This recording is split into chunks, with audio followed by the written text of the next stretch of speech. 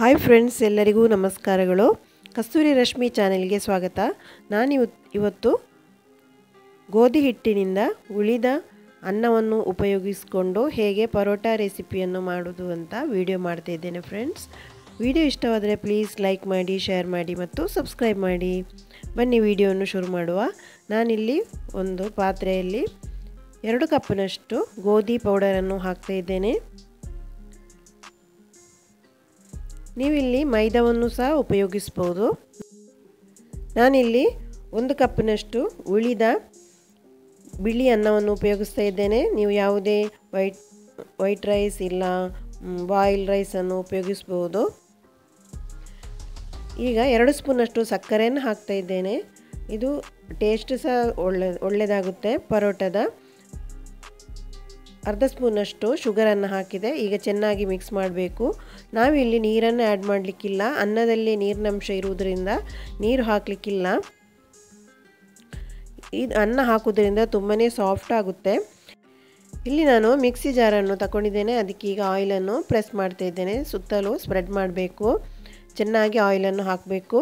ಈಗ ನಾನು ಮಿಶ್ರಣವನ್ನು ಹಾಕ್ತಾ ಇದ್ದೇನೆ. ಇದಕ್ಕೆ ನೀರನ್ನು ಹಾಕಲಿಕ್ಕಿಲ್ಲ, ಹಾಗೆಯೇ ನಾವು ಗ್ರೈಂಡ್ ಮಾಡಬೇಕು. ತುಂಬಾ ಸಾಫ್ಟ್ ಆಗುತ್ತೆ.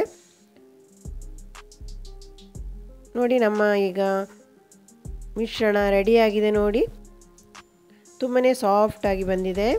ಈಗ ಇನ್ನೊಂದು ಸೆಟ್ಟನ್ನು ಸಹ ನಾನು ಅದೇ ರೀತಿ ಹಾಕ್ತಾ ಇದ್ದೇನೆ. ಈ ಮಿಶ್ರಣವನ್ನು ಈಗ ನಾವು ಪಾತ್ರೆಗೆ ಹಾಕುವ. ಈಗ 2ನೇ ಸೆಟ್ಟನ್ನು ಸಹ ನಾನು ಮಿಕ್ಸಿ ಜಾರಲ್ಲಿ ಕಡಿದು ಈಗ ಒಟ್ಟಿಗೆ ಹಾಕಿ ಮಿಕ್ಸ್ ಮಾಡ್ತಾ ಇದ್ದೇನೆ. ತುಂಬಾ ಸಾಫ್ಟಾಗಿ ಬಂದಿದೆ. ಇದನ್ನು ಹೆಚ್ಚು ಏನು ಮಿಕ್ಸ್ ಮಾಡಬೇಕಾಗಿಲ್ಲ. ಅನ್ನವನ್ನು ಹಾಕಿದ್ರಿಂದ ತುಂಬಾ ಸಾಫ್ಟಾಗಿ ನಮ್ಮ ಹಿಟ್ಟು ರೆಡಿಯಾಗಿದೆ. ಈಗ ಇದನ್ನು ಇದಕ್ಕೆ ನಾವು ಈಗ ಮೇಲಿನಿಂದ ಎಣ್ಣೆಯನ್ನು ಹಾಕುವ. ಎಣ್ಣೆಯನ್ನು ಹಾಕಿದರೆ ಇದು ಡ್ರೈ ಆಗೋದು,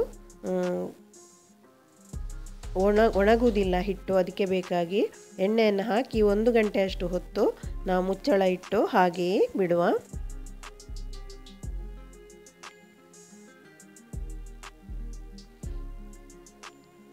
ಈಗ 1 ಗಂಟೆ ಆಯಿತು ಫ್ರೆಂಡ್ಸ್. ನೋಡಿ, ನಮ್ಮ ಹಿಟ್ಟು ತುಂಬ ಸಾಫ್ಟಾಗಿ ಬಂದಿದೆ. ನಾವು ಯಾವುದೇ ಹಾಲು ನೀರು ಏನನ್ನು ಉಪಯೋಗಿಸದೆ ಎಷ್ಟೊಂದು ಖಾಲಿ ಅನ್ನದಲ್ಲಿ ನೋಡಿ ಎಷ್ಟೊಂದು ಸಾಫ್ಟಾಗಿ ಬಂದಿದೆ. ಈಗ ನಾವು ಇದನ್ನು ತೆಗೆದು ರೋಲ್ ಮಾಡ್ತಾ ಇದ್ದೇನೆ ನಾನು ಪರೋಟಕ್ಕೆ. ಈಗ ನಾನು ಬಾಲ್ಸನ್ನು ರೆಡಿ ಮಾಡ್ತಾ ಇದ್ದೇನೆ. ಇದನ್ನೀಗ ಕಟ್ ಮಾಡುವ. ಒಂದೇ ರೀತಿಯಾಗಿ ಕಟ್ ಮಾಡಿದರೆ ಆಯಿತು. ಈಗ ರೆಡಿ ಆಯಿತು. ಈಗ ನಾವು ಇದನ್ನು ಬಾಲ್ಗಳನ್ನಾಗಿ ಮಾಡುವ, ಉಂಡೆ ಮಾಡುವ. ಈ ರೀತಿಯಾಗಿ ಮಾಡಿದರೆ ಆಯಿತು.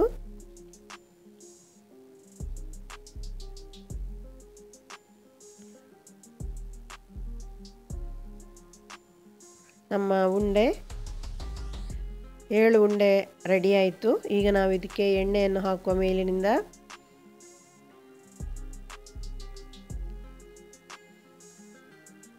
ಎಣ್ಣೆಯನ್ನು ಹಾಕಿ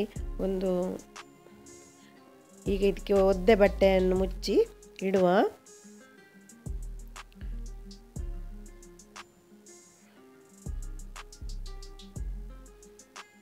ಈಗ 30 ನಿಮಿಷ ಆಯಿತು ಫ್ರೆಂಡ್ಸ್. ನೋಡಿ, ತುಂಬಾ ಸಾಫ್ಟಾಗಿ ಬಂದಿದೆ. ತುಂಬ ಚೆನ್ನಾಗಾಗುತ್ತೆ ಈ ಪರೋಟ. ಈಗ ಒಂದು ಉಂಡೆಯನ್ನು ತಗೊಳ್ತಾ ಇದ್ದೇನೆ. ನಾವು ಇದಕ್ಕೆ ತುಪ್ಪ ಅಥವಾ ಎಣ್ಣೆಯನ್ನು ಮಿಕ್ಸ್ ಮಾಡಿ ನಾನು ಈಗ ಇದನ್ನು ಸ್ಪ್ರೆಡ್ ಮಾಡ್ತಾ ಇದ್ದೇನೆ ಕೈಗೆ ಹಾಕ್ಕೊಂಡು. ಇದು ಕೈಯಲ್ಲಿ ತುಂಬ ಚೆನ್ನಾಗಿ ಸ್ಪ್ರೆಡ್ ಆಗುತ್ತೆ. ನೋಡಿ ಎಷ್ಟು ಚೆನ್ನಾಗಿ ಎಲ್ಲ ಕಡೆ ತುಪ್ಪವನ್ನು ಹರಡಿಕೊಂಡ್ರೆ ಆಯಿತು. ಈಗ ಇದನ್ನು ಕಟ್ ಮಾಡ್ತಾ ಇದ್ದೇನೆ. ನಾನು ಸಪೂರವಾಗಿ ಕಟ್ ಮಾಡ್ತಾ ಇದ್ದೇನೆ. ಈಗ ಎಣ್ಣೆಯನ್ನು ಹಚ್ಚಿ 2 ಕೈಯಿಂದ ಸಹ ಇದನ್ನು ಮಿಡ್ಲಿಗೆ ಇದು ಮಾಡಿದರೆ ಆಯಿತು. ಈಗ ಇದನ್ನು ಸುತ್ತುವ. ನೋಡಿ, ಈ ರೀತಿಯಾಗಿ ಸುತ್ತಿದರೆ ಆಯಿತು. ಈಗ ಎಲ್ಲ ಉಂಡೆಯನ್ನು ಸಹ ಅದೇ ರೀತಿ ಮಾಡ್ತಾ ಇದ್ದೇನೆ ಫ್ರೆಂಡ್ಸ್. ತುಂಬಾ ತೆಳುವು ಮಾಡಿಕೊಂಡು ನಾವು ಈ ರೀತಿಯಾಗಿ ಕಟ್ ಮಾಡಿದರೆ ಆಯಿತು. ನಮ್ಮ ಪರೋಟ ತುಂಬ ಚೆನ್ನಾಗಾಗುತ್ತೆ.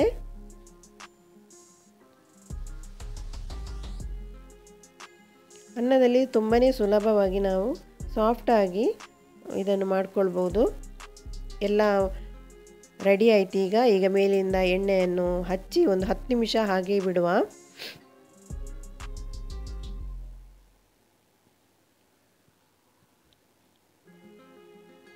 ಈಗ 10 ನಿಮಿಷ ಆಯಿತು ಫ್ರೆಂಡ್ಸ್. ಈಗ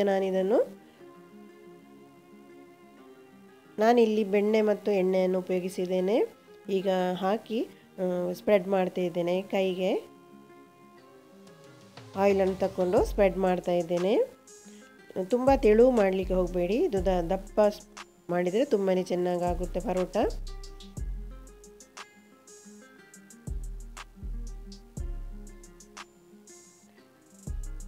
ಈಗ ಸಾಕು. ನಾನಿಲ್ಲಿ ತವಾವನ್ನು ಆಯಿಲ್ ಹಾಕಿ ಇಟ್ಟಿದ್ದೇನೆ. ಈಗ ಬಿಸಿಯಾಗಿದೆ. ಈಗ ನಾನು ಹಾಕಿದೆ. ಈಗ ಇದನ್ನು ಮಗಚಿ ಹಾಕುವ.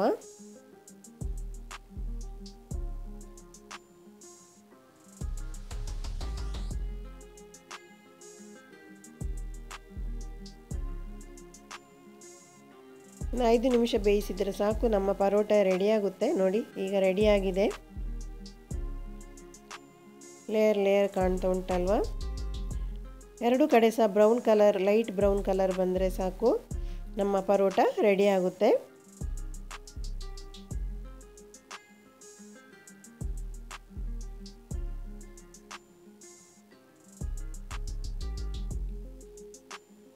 ಗೋಧಿ ಹುಡಿಯಲ್ಲಿ ಸಹ ಎಷ್ಟೊಂದು ಚೆನ್ನಾಗಿ ಪರೋಟವನ್ನು ಮಾಡ್ಬೋದು.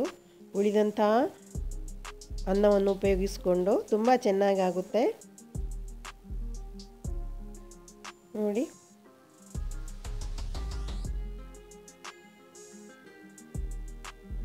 ಹೆಲ್ತಿಗೆ ಸಹ ತುಂಬಾ ಒಳ್ಳೆಯದಿದ್ದು ನಾವು ಗೋಧಿಯಲ್ಲಿ ಮಾಡಿದ್ರಿಂದ. ಈಗ ಎಲ್ಲ ಪರೋಟ ಸಹ ರೆಡಿ ಆಯಿತು ಫ್ರೆಂಡ್ಸ್. ಮಕ್ಕಳಿಗೆ ಸಹ ಇದನ್ನು ಮನೆಯಲ್ಲಿ ನಾವು ಬೇಗನೆ ಮಾಡಿಕೊಡ್ಬೋದು